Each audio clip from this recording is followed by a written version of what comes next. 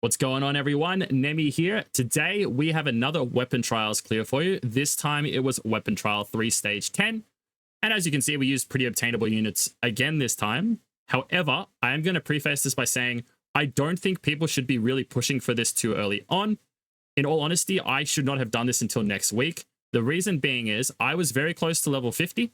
I would have gotten level 50 this week sometime. There's a couple reasons why you should probably wait until level 50. The obvious one is that at level 50, you're going to have more ways to increase your stats on your characters. The other thing is you're going to save a lot of stamina for farming talent mats. So currently, we are able to farm stage 8 of the talent mat star trial expeditions, or whatever you call these. And once you hit level 50, you unlock the next stage. This is just going to save you a lot of stamina. What you'll notice on my account is we ended up spending every single stamina pot just to make this team work, when the reality is I probably should have just waited until next week and just swept either stage 8 or 9 of that weapon trial, and this honestly would have been better for this account in the long run.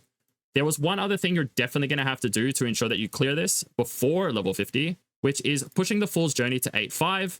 You should do this anyway, it's fantastic for your accounts, but once you get to 8.5, you unlock the engraving system. I'll show you the engravings I used on the teams later. So once again, when it came to team building for this exact weapon trial, I was thinking to myself, how can we increase our stats without using, Gloria, Cole, etc.? And luckily, we were able to find a very, very important character to help us clear this, which is the KA Fire Conjurer. Now, she has an aura skill that for all area allies in battle, it increases attack by 10% and defense by 20%. And then what I did was I went and looked at what other characters she could synergize with, and we tried to build a team. Let's jump into the replay and talk about the things that you're going to have to do. The tactics we used for this weapon trial were Warhorn and Flag of Convallaria. Okay, so on the first turn, it doesn't matter if the Outlaw Guard kills this ad or not. Just so you guys know, all he's going to do is come up and hit it. You need to use his second skill to make sure that it's below about 70% HP, and then that's pretty much it. Next. Now, Crimson Falcon's going to jump straight over here and use his skill Gate. And he's going to get behind this ad so that he can just single tap it with his basic attack. Next, you need to move him to the tiles over here, just so he can go kill the ad that spawns on the top side here. Let's continue.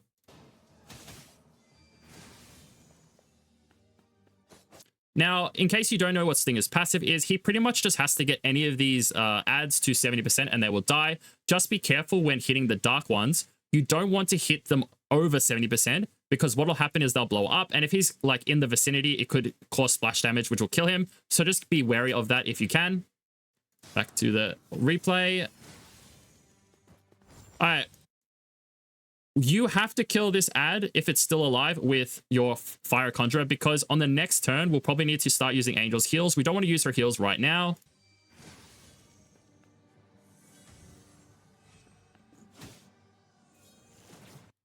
Make sure you have the correct tarot equipped on your Outlaw Guard. He needs to keep dispelling the boss's stacking magic attack. So yeah, just keep in mind that we do have the correct tarot on this character. Now, as you can see, the Fire Conjurer easily survives the triple hit, and she will pretty much always survive this. She could be, later on, she can even be a little bit lower just because of the Devil Tarot. Now, this part is really important. She still needs to be able to one-tap this unit because now we definitely need Angel to heal her. With some of the other teams that you can run, you're able to position the teams in a way where like you could get maybe a dodge character to take a hit and stuff like that. It's not possible with this character for my team, purely because of the way her skills work. If you want to get the maximum damage output for her, she has to be standing next to 2 other allies to get the buff that she has, okay? So we're going to play this. She's going to go over and just one-tap this for us. After Crimson Falcon, of course.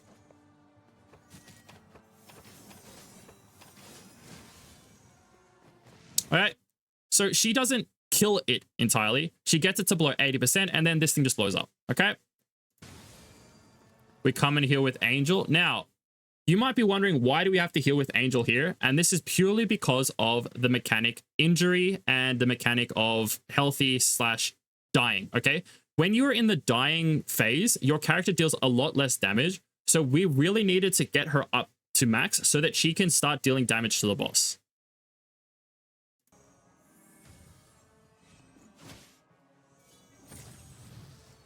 All right. So at this point, your team may not succeed if you don't have defense break plus Warhorn onto the boss. You need to have both, and they do stack for this specific lineup, because otherwise we're just not going to get enough damage.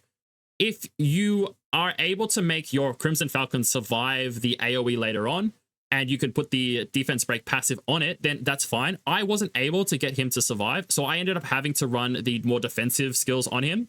And then I just had to replay this until Outlaw Guard got us a defense break. Okay, let's go back into the video.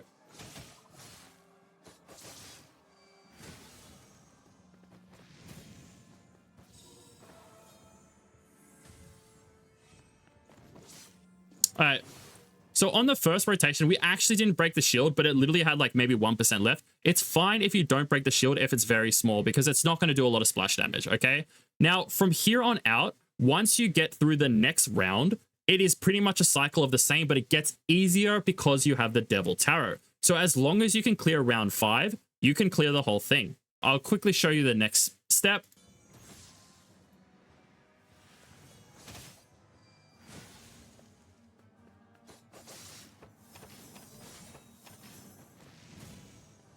Okay, it's very important we pause it right here because I need to explain one thing.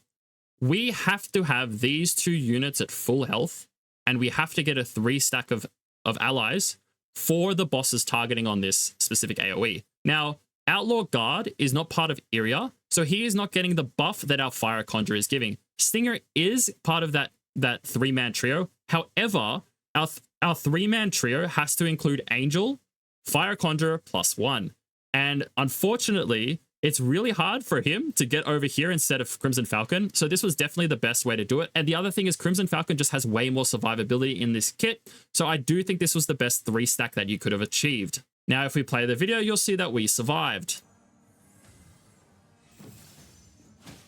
Ah, wait, stop. All right. One other important thing is you want to put the flag of Convallaria down right here. One, it's going to help us survive. It actually doesn't. For some reason, I don't know why, there's maybe something weird with the way it's programmed, but this actually doesn't apply until the next turn for us. If we had worked on our talents for TP, this would actually have increased our survivability, but for this turn, for some reason, it didn't. I actually tried testing it with this place down. Without it placed down, the damage was the same. So I don't really know if this was a bug or not. It just didn't work. Now, you have to place it right here, because if you don't, the ad's going to spawn too far away for your Crimson Falcon to come one-shot it. So just keep that in mind. As you can see from our health bars down here, they're pretty low, but we survived. The next thing you got to do is just keep following the steps of killing the ads, going back to the boss, warhorning if you have it. We unfortunately had very low talent points because we haven't upgraded it fully.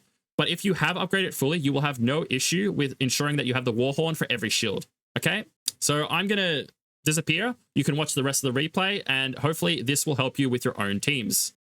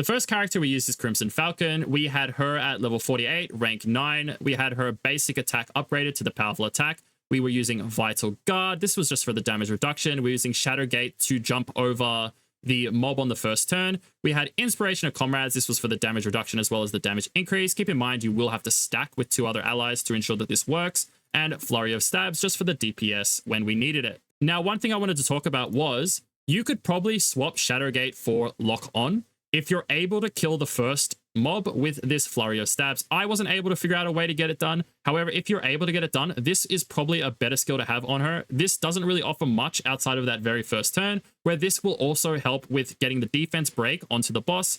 Outlaw Guard can be a bit iffy with his RNG sometimes. Now, for gear, we ended up using the Newborn Blade. We had the Crystal Burst armor purely because this was our highest stat armor at this time. On the Devil Tarot, we were looking for physical attack and magic defense. For engravings, I ended up looking for the Lifesteal Resonance. So that was just something I had to do to ensure that this team succeeded. Let's move on to the next character. Let's talk about Angel. She was level 48. She was rank 9.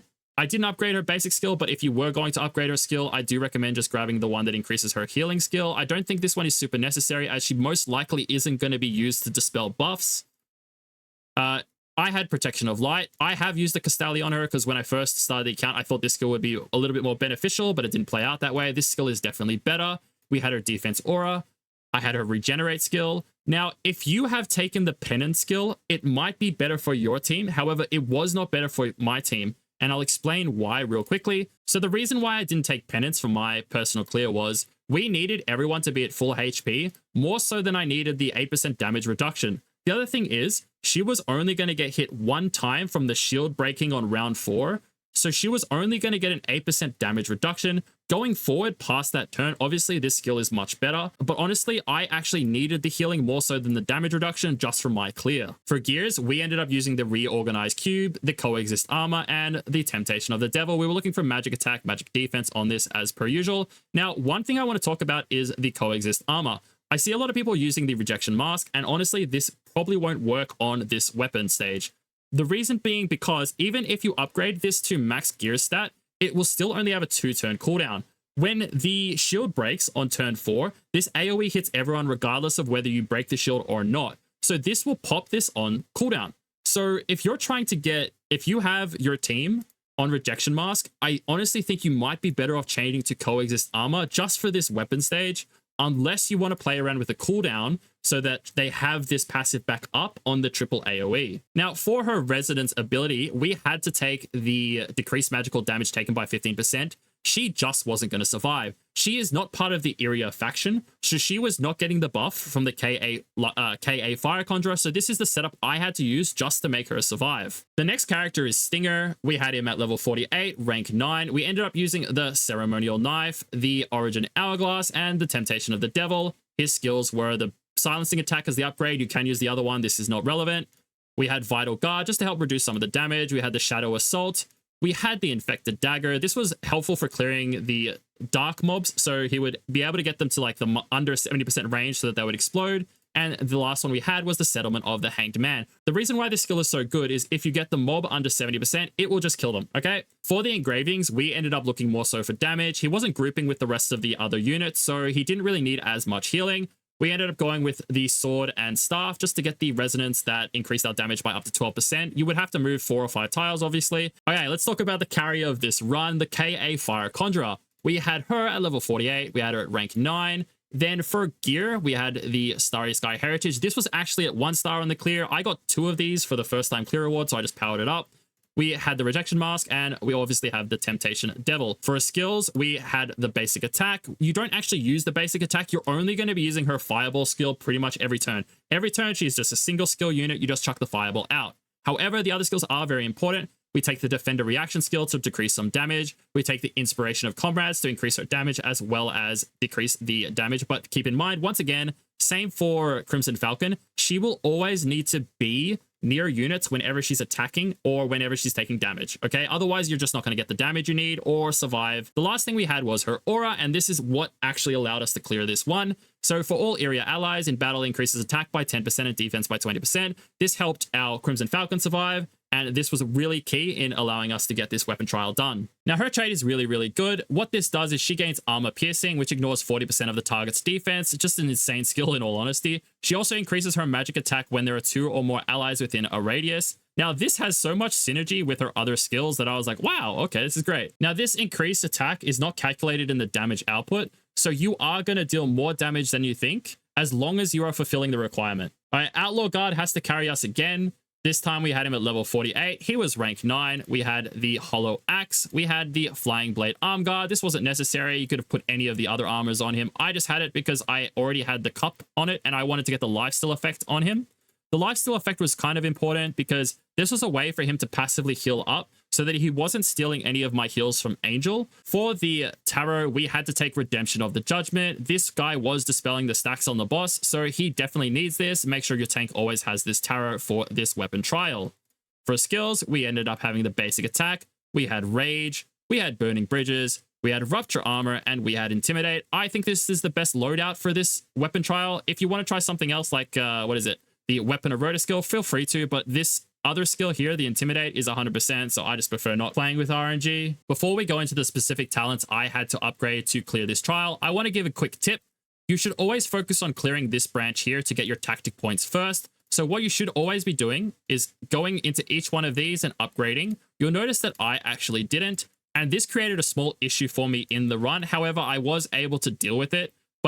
You don't have to deal with that problem, so just upgrade these first. So the first problem I had from my team was my Fire Conjurer wasn't doing enough damage, so I ended up upgrading the damage pathway just to ensure that she could one-shot the mob on turn 1. This is super important as Angel needs to heal her on turn 2. The second thing we had to do was to make sure that Angel survived the AoE on round 5. So to do this, we ended up upgrading the magic defense pathways. I didn't really touch the HP ones, but these would also help as well. The last thing that we needed to do was make sure that our Seekers are doing enough damage. We also wanted to make sure they survive. Don't be like me. I upgraded a random skill for no reason. It didn't actually do anything for this. I'm not too sure why I did this. Don't upgrade this one. These were the 3 things I had to do to make sure that my team survived. If you have to get stats in anything, just remember that you can go into the talents and just farm whatever you need to get the stat you need to clear a trial. That's going to be all for this one, guys. If you enjoyed the video, please remember to like and subscribe. We're going to release some more content soon. Peace out.